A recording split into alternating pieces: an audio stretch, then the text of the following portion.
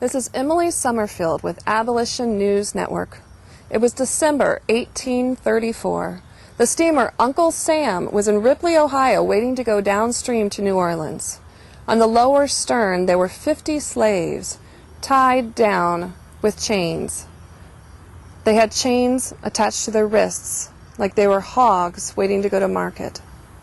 It was on the furthest end that there was a rather pretty slave girl. She had long, silken black hair, was not more than 20 years of age. John Lowry, the eldest son of Reverend John Rankin, was there and witnessed the account of what happened and what was said. This is the account from the mouth of the slave girl herself.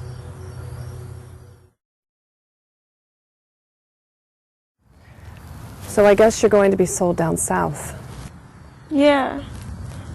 These two men were talking about me while looking at the other slaves. Ain't she a beauty? That's what the slave trader told the Southern planter. He said he could get $3,000 for me in New Orleans. He knew men that would jump at the chance to buy me. But he was only asking $2,500. That's quite a sales tactic. What happened next?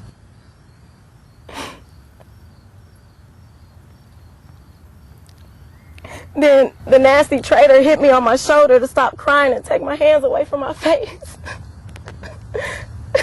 Go on.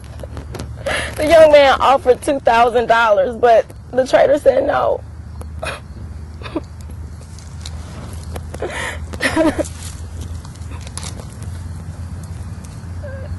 That's terrible. I mean, it sounds like he was selling a horse or a cow. Then he asked the man if he was traveling alone with a stateroom that opened onto the deck. He said he was. And so the trader offered to give me to him as soon as he paid and finished the paperwork. I knew what was coming. The young man was tempting, but he shook his head. That doesn't sound like he was selling a horse. No, because he wouldn't do this to a horse.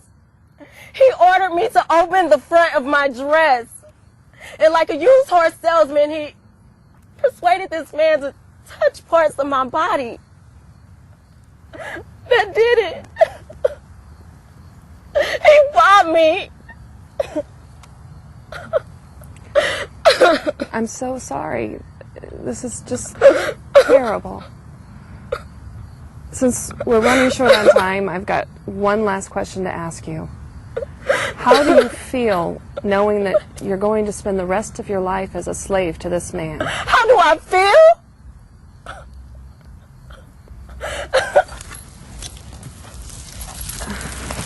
How do you feel knowing this? That I have to live the rest of my life as a slave? Yeah, how do you feel about that? Being owned by this man. That's all I'm asking.